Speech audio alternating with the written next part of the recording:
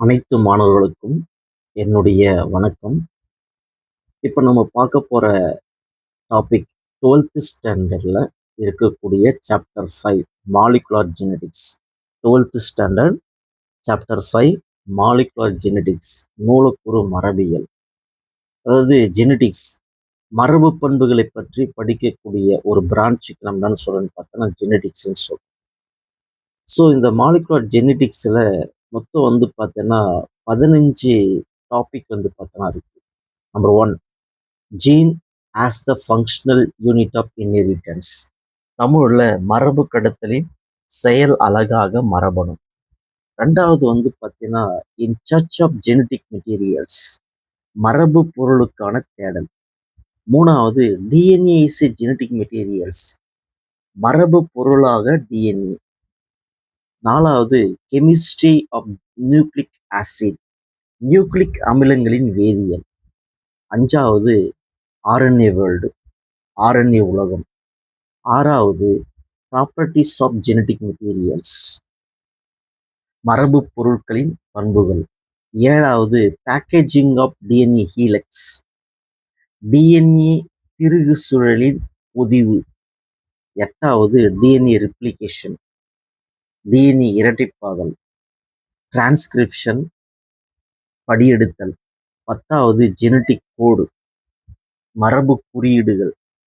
11வது tRNA, the adapter molecules, கடத்து RNA இணைப்பு மூலக்கூறுகள். 12வது டாபிக் டிரான்ஸ்லேஷன், மொழிபெயர்த்தல். 13வது ரெகுலேஷன் ஆஃப் ஜீன் எக்ஸ்பிரஷன், மரபு வெளிப்பாட்டை நெறிப்படுத்துதல். 14வது ஹியூமன் ஜீனோம் ப்ராஜெக்ட், மனித மரபணு திட்டம்.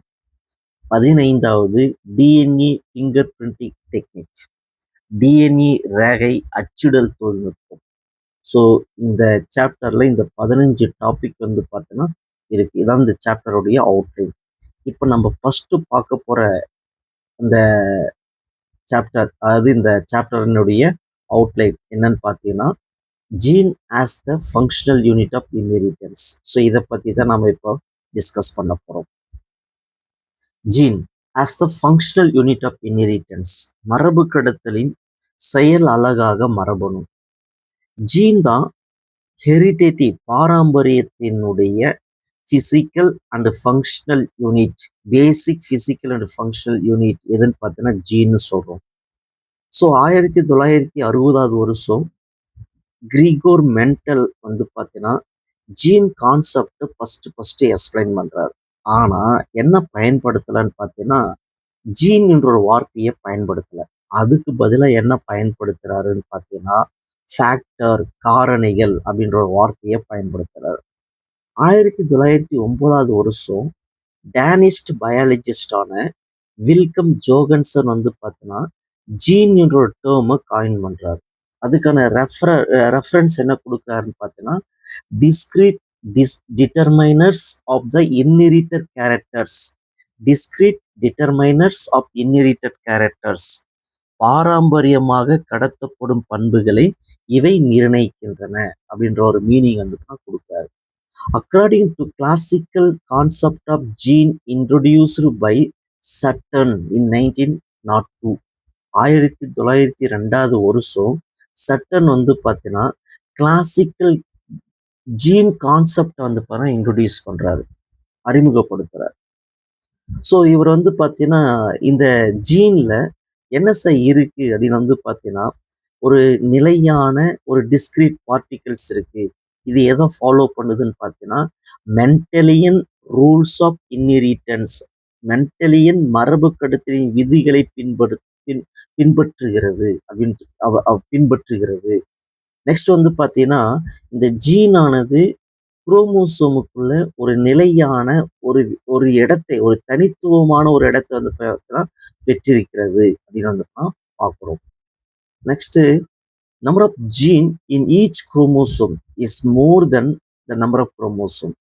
நம்பர் ஆஃப் குரோமோசோம், ஒவ்வொரு உயிருக்குள்ளேயும் உள்ள குரோமோசோம்களின் எண்ணிக்கையை விட மரபணுக்களினுடைய எண்ணிக்கை அதிகமா இருக்கு.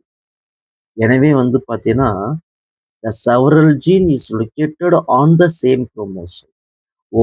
அதே குரோமோசோம்ல ஒரே குரோமோசோம்ல பல மரபணுக்கள் வந்து இடம்பெற்றிருக்கிறது அப்படின்னு தான் சொல்றோம். நம்ம 2வது பாயிண்ட் வந்து பார்த்தீங்கன்னா, gene is arranged in single linear order. It's like beads on the string. ஒவ்வொரு மரபணுவும் தனக்குரிய மணி கோர்த்த மாலை வடிவத்துல மணிகளைப் போல ஒற்றை நீள் வரிசையில வந்து பார்த்தீங்கன்னா இந்த மரபணுக்களானது அரேஞ்ச்மெண்ட் ஆயிருக்கு அப்படின்னு தான் பார்க்கிறோம். 3வது, each gene is occupy a specific position is called locus. ஒவ்வொரு மரபணுவும் தனக்குரிய மரபணு அமைவிடத்தை கொண்டுள்ளது. ஒவ்வொரு மரபணுவும் ஈச் ஜீனும் ஒரு ஸ்பெசிபிக் பொசிஷன்ல ஆக்குப்பை ஆயிருக்கு. அதுக்கு பேர் நம்ம லோக்கஸ்ன்னு சொல்றோம். இந்த ஜீனானது may exist in several alternate form. மரபணுக்கள் ஆனது அல்லீல்கள் எனப்படக்கூடிய பல மாற்று வடிவங்களில் வந்து பார்த்தோன்னா காணப்படுகிறது. Gene may undergo the sudden change in the position and composition. Gene ஆனது தன்னுடைய பொசிஷன்லையும் தன்னுடைய இருப்பிடத்திலையும் தன்னுடைய காம்போசிஷன்லையும் ஏற்படக்கூடிய மாற்றத்திற்கு பேரு மியூட்டேஷன் அப்படின்னு நான் சொல்றோம். ஜீன் ஆனது என்ன கேப்பபிலிட்டி இருக்குன்னு பார்த்தோன்னா செல்ஃபா டூப்ளிகேஷன் ஆகக்கூடிய கேப்பபிலிட்டி, தன்னிச்சையாக நகலாக்கக்கூடிய திறன் வந்து பார்த்தோன்னா இருக்கு. ஸோ அதனால is producing their own copies. அது தன்னை போலவே உற்பத்தி செய்யக்கூடிய ஒரு திறன் வந்து பார்த்தோன்னா இந்த ஜீனுக்கு வந்து பார்த்தோன்னா இருக்கு. மிக்க நன்றிமா. இந்த வீடியோ பிடித்திருந்தா லைக் பண்ணுங்க, ஷேர் பண்ணுங்க, சப்ஸ்கிரைப் பண்ணுங்க. அடுத்த வீடியோவில் நம்ம சந்திக்கலாம். நன்றி.